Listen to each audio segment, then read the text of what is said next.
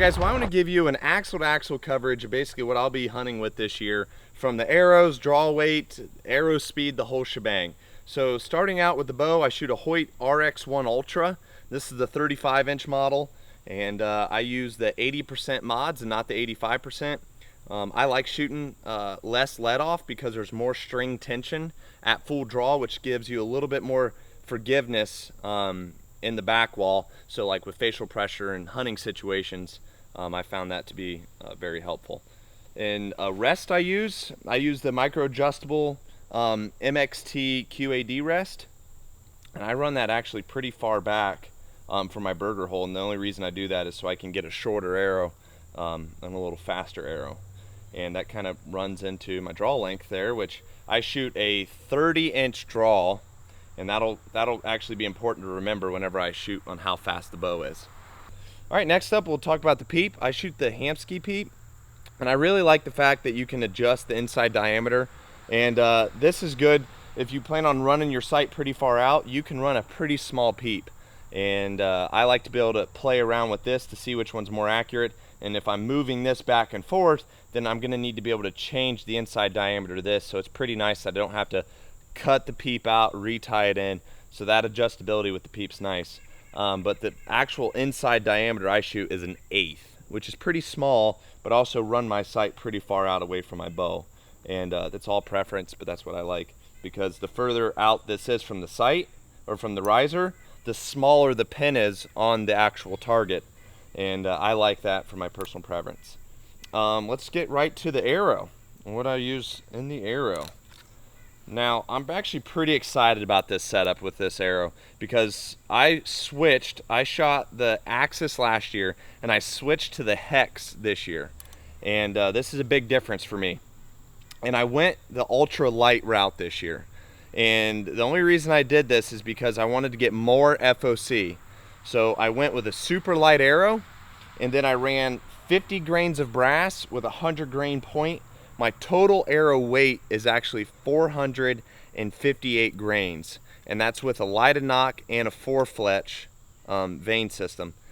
But because the arrow is so light, and I'm running 50 grains of brass and a 100 grain point, that I'm still at 12.8 FOC, or percent FOC, with a 4-fletch and a lighted knock, which is actually a lot.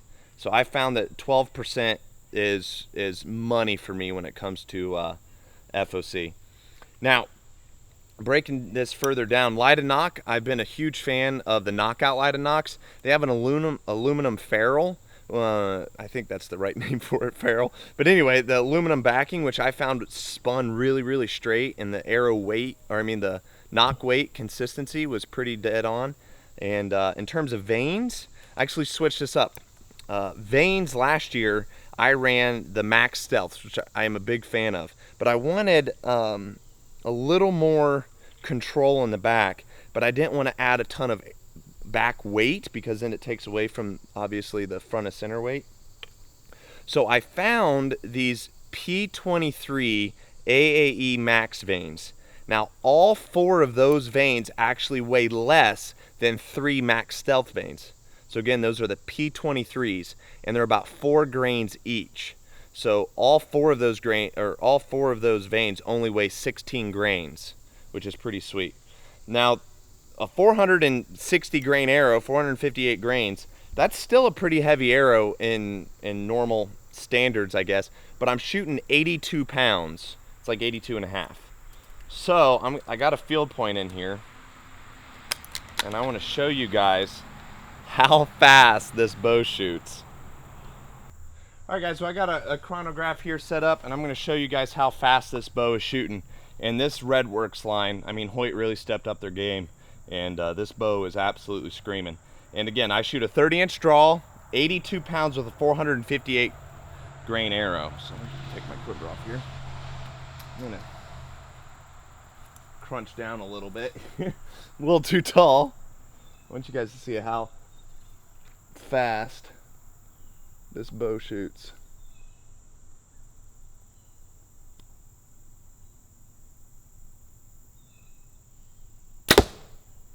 .320. That is a screaming bow. Now I've tested it from time and time again, and it's between 318 and 320 depending how hard I pull in the back wall. Now that's important to know because a lot of people, I hear a lot of people say this in the industry, and it kind of bothers me that speed doesn't matter. I want my bow shooting around 290 feet per second or whatever, and maybe if you're shooting spot and stalk, a bedded down animal that's not moving or anything, sure, you know, it's cool to shoot a slower bow, but the slower the bow, the more that 1 or 2 yards makes difference. So if I'm hunting and a deer's walking through and I misjudge that distance by, let's say, 4 yards, if I'm shooting a bow that's shooting 290 feet per second, 4 yards, that's the difference between 6 to 8 inches. I mean, that could be you hitting or not hitting your deer, you know. And if you're shooting a bow that's screaming at 320, 4 to 5 yard difference inside 40 yards, we're talking only a couple of inches difference.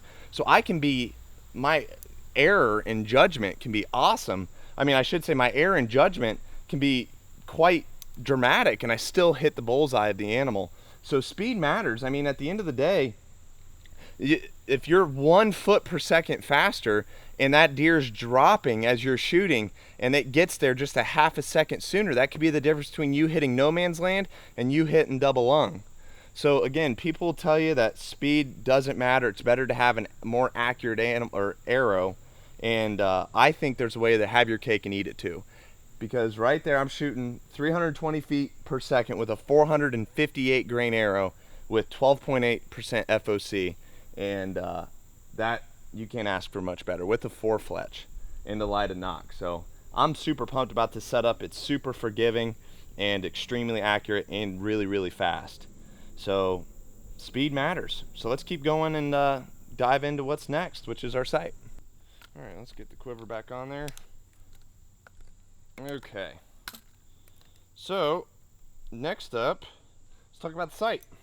This year we are running the Accu Carbon Pro by Axcel. Now this sight is a lot lighter. We did use the Hogfather sights. It was what I used. It was a heavy sight, a great sight. I have nothing really bad to say about it other than it was heavy. So the fact that it was so heavy, I had to run a lot of extra weight on this side in order to keep my bow balanced. So I really like the fact that this is super light, and I also like the way this pin is designed. If you could zoom in there and check that out. It's super, super small. That's a 10 thousandths pin, but I get the bubbles right there, and that 10 thousandths pin is super bright, and I really like that because the bar itself isn't as big as the pin. So the pin is super, super small. It's easy to get on target, and that bubble is so large it's easy to see and check at full draw. So I really, really like that.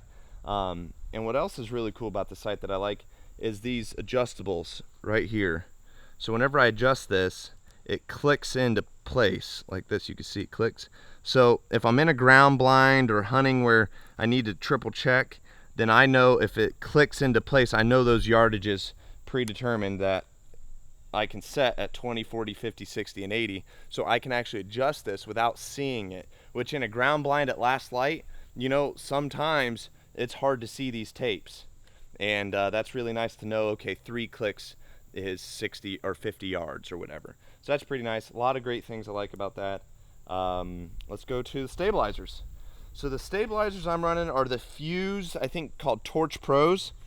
And I like these. They're hydro dipped, so they're normally black. And but I like these because you can run adjustable weights. And on the front, I have a tungsten 3-ounce weight with another 2-ounce weight. So I got 5 total ounces I run on the front. And then I got 4 ounces, which I run on the back here. And I found this year that running more front weight and less side weight was actually better for me. And the reason was because I had a lighter sight here, and I had less let off here. So I was running 80% let off now. So I'm actually keeping quite a lot of tension in the back wall. So because I'm pulling so much back, I wanted more front weight on the front to kind of balance that pull from the back, and that made this bow, I mean, so rock solid. And one of the new features about the REDWRX that I really, really like was before I would run an offset bracket here and then have to run a stabilizer all the way back. So having that sight here, or that offset here, and then having to run a stabilizer, I had a much longer stabilizer. But now, because on the new REDWRX line, they actually put a hole here, a screw hole that you can actually put an offset bracket all the way here. So I actually was able to take off, you know, 4 to 5 inches of stabilizer, which I really liked, because now that's 4 to 5 inches of weight that I don't need on the bow. So I can run a much smaller stabilizer, which this one I believe is actually a 4-inch stabilizer. You can see this is a Black Widow adapter here, and so this is only a 4 to 5 inch stabilizer. So my overall bow weight, I actually have a scale here, so I'll take my quiver off. My overall bow weight is right around 6.5 pounds, which I found to be awesome. So 6.6, 6.5, it's right around there. I found, and I never weigh my bow until after I get it totally perfect and balanced in my hand. It shoots great, the pin doesn't float much, and I'm like super excited about it. Then I weigh it, and every single time I do that, it's always around 6.5 pounds for me. So I really like having a bow weigh around 6.5 pounds. And that's another reason why I like shooting a carbon riser, and I get the bow as light as possible right out of the gate, which is another reason why I like the carbon risers that Hoyt makes versus the aluminum, is just because the overall bow weight I think was like 4 pounds to start with. So then I can load this thing up with accessories and load it up with balancing weights and still have an overall bow that's right around 6.5 pounds. So I'm a huge fan of having a light bow right out of the gate. And what else could I tell you about my setup? Oh, I can show you guys quiver. I like a super light quiver. This is a Rage quiver, and we don't shoot Rages, but it's a nice quiver. I do like that one because it's super light, and that's also hydro dipped, so you won't see it in that color. But something really cool I want to show you guys is our new broadheads that we're using. Super excited to tell you guys about the new broadheads we're using this year. Now, we've been using these since last year. We killed 7 deer with them. Sarah shot her stag with them this year, and we have nothing but great things to say about them. So I'm gonna actually break it down a little bit of why we're using these and how awesome they are. So a big thing for me, titanium ferrule. That's huge, because if this ferrule bends or is compromised in any way, we could have lost animals, lost penetration, and that's not cool. And another big thing for me is actually rear deploying. I like big entry holes. Depending on the animal that you're shooting, sometimes you're not going to get an exit hole. So broadheads that deploy once they're inside the animal I'm not a fan of that. You know, just because if I don't get an exit hole, that hole isn't going to bleed very much. So again, check this out, rear deploying. So it comes in, hits, rear deploys to 2.1 cut. And then check this out, it pivots. So it pivots around bone, which is also nice on quartering away shots. So say if it's coming in at an angle like this, then that blade will deploy first, keeping that ferrule straight on line, and then it'll go back through here and pivot inside. So you can shoot at any quartering away animal, and that blade will just pivot right around and stay on track and not lose energy, which is super important for me. Another thing I really like about these is they lock open. So when these lock, you can see they don't flip back down. So these lock open and then pivot around bone. And our average entry holes, because of the slap effect, has been 3.5 inches on the entry holes. And it's just been devastating. We actually killed a lot of deer this year that honestly the shots weren't super great. Like normally, like, oh, we better give that deer some time, and then we watch it fall over dead within 12 seconds. We're like, oh, okay, that's awesome, you know. And you want a perfect example of it, watch my Kansas hunt. You'll see me hit the deer pretty far back. I was in the blind and kind of on my knees and torqued the bow, and I hit him back, and everyone watching that would have said the same thing. Like even I did. I was like, ooh, we hit him back, but I'm pretty sure I got him. And I look out the window, and it was literally 30 seconds, and the deer's wobbling and falls over dead. And a testament to great broadheads. And another thing that I really like about this, in comparison to other rear deploying broadheads, is a lot of other rear deploying broadheads blades stick out like this, if you see that. So you can see how the blades stick out, and that's how they start. So for one, surface area in flight, That's spinning, that's creating a wind tunnel, which, so if that's creating drag on the front, that's less drag that the vanes can steer. So if this broadhead is completely concealed inside the ferrule like that, those little tiny little wings right there at the front is all that's creating drag, which is allowing these back vanes to do the steering, which is what you want. And my biggest reason why I love these broadheads is because those blades stay inside the ferrule. Now this normally wouldn't be such a big deal for most people, but this is huge. So if those blades are deployed and you go in and out of a quiver, in and out of a quiver, you know, let's say how many times do you hunt before you kill a deer? I don't know. In and out of the quiver, then those blades are just nicking the inside of that thing constantly, dulling the blades. So by the time it may take you all year, you pull this thing out, you put that in there, those blades are not as sharp as they were coming out of the package. But because these things are concealed inside the actual ferrule, those blades never get contact with anything until they go through that animal, which keeps them razor sharp, and the hemorrhaging effects from that are dramatic. And you look at any of the blood trails on our deer, watch Sarah's fleek video where she killed her deer. The blood trail was graphic, to say the least. Anyway, broadhead, spent a lot of time on that, but it's important for you guys to understand why we love those heads. So I'm going to put that back in there. But yeah, so big fan of that. Rest or grip here. The Hoyt, actually, REDWRX came out with a new grip, which I'm a big fan of. Sarah actually shoots the original grip. I like the Rattler grips. They're made out of elk horn. And as you can see there, I like that elk horn grip. Now, I did a little customizing for here to make this soft, so it's softer on my hands. And then I took a piece of serving, so you can see right here, and I ran underneath there, and I taped that. Now, if you were to feel that, that's hard and pointy. And I like that because it teaches me where to put that on my hand every single time, and I can feel that through a glove. Now, I always hunt with thin gloves on, so having that point there is really important to me because I can hunt with a glove and still feel the exact same spot every single time. So that's important, and I like that a lot. And then release, let's talk about the release. So it's a little hybrid of a couple things. Now, I have been hunting with a back tension. I'm a huge fan of the back tension. Now, I would not hunt with a normal back tension without a safety. This has a safety. So this cannot fire no matter what angle it is until that is released. When this is released, that safety is engaged, and then any pivoting of this is going to fire that. So how that works is you can kind of see deep in there. So it'll pivot around, and then when I click it, you'll see that little knob right there clicks up, locks this into place, and then now that is ready to go, and it's hot. So I like this for when I hunt, because if I'm barreling down on a deer, everyone's heart is racing like crazy, and in their mind they are like, I've got to shoot as fast as possible. So they're like, here we go, and the pin's coming up, and they're like, fire, and they shoot under the deer, and like, dang it.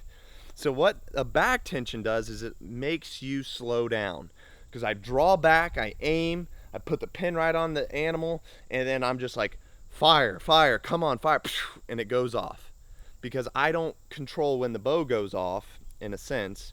So all I'm focused on is aiming, and then I can execute the shot, and it has made me so much more accurate on an animal. Doesn't matter the size of it, I can execute the shot perfectly every time. So this is new for this season. I shot a finger polling style last year, and I'm actually a big fan. I took this red stag hunting in Argentina this year and loved it. But this is the Sweet Spot Pro by Trueball. It's heavy, it's made of brass. So they make one that's light. I like it heavy, because then I'm gonna know if I forget it, because you feel it in your pocket. And then Trueball makes one of these strings right here that work as an adapter, so you can convert it into a wrist strap. It does not come with this wrist strap. You'll need to buy one of these separately, but I like this a lot, because when I'm full draw or whenever I'm hunting, this thing's right here. I can tuck this inside like this in my sleeve, and it's super comfortable. It's out of the way, and it just stays there. And when the animal, say I'm getting stalking, it's not rattling around, and then I'm gonna shoot, I can pull that out, lock in, full draw, settle in on the animal, pins on the animal, then the safety comes off and I execute my shot. And if you're like, well, what if I need to get off a fast shot and the animal's like running by? Well, then you probably shouldn't be shooting at that animal anyways, let's be honest. So if you don't have time to go shoot, draw back, aim, execute a shot, you probably shouldn't be shooting at that animal anyways. So big fan of hunting with a back tension. I have to say I had my qualms about it, but that has definitely changed since I've done it for a year. So I don't think I missed anything. So we'll do a quick recap. I know I went through a lot, but I know we get questioned so much about our setup, so I wanted to make sure you guys know exactly what's on my bow, what broadhead, everything I'm using. So quick recap, here we go. Hoyt REDWRX RX1 Ultra 35 inch. We'll just go right down the bow, shoot the Hamskea peep sight, 1/8 inside diameter. Draw weight of the bow is 82 pounds. Draw length is 30 inches. Arrow rest is the QAD micro adjustable version, the MXT. Arrow is the HEXX 260 spine, ultra light arrow, very, very straight, and ultra light, super straight. And total arrow weight is 458 grains, and that's with a knockout light and knock, a P23 4-fletch system, 50 grains of brass with a 100 grain point, and you can see there the new Sevr broadheads. I'm just going to leave that deployed. I put that right back in there, deployed. Quiver, Rage Quiver, ultralight, like that. Sight, AccuTouch Carbon Pro by Axcel. This is a beast of a sight. I shoot 10,000th size pin. Fuse Carbon Pro stabilizers. I run 4 ounces on the back. I run 5 ounces on the front. This is an 8-inch stabilizer. This is a 4-inch stabilizer with a Black Widow offset bracket here. D-loop, it's actually P23 D-loop material. I run it 3/4 of an inch long, and don't think I missed anything. And total arrow speed, yeah, other than that, total arrow speed is 318 to 320 feet per second. It's a beast of a setup. Anyway, that's what I'm hunting with this year. You can have your cake and eat it too, with speed and lots of FOC, and I couldn't be happier with this. And again, always remember, speed does matter. So if you hear somebody telling you that it doesn't, then those people are probably amazing yardage judgers, and the animals that they're hunting don't move after they go full draw, after they range them. And so maybe they're amazing at judging yardages, and that's totally fine.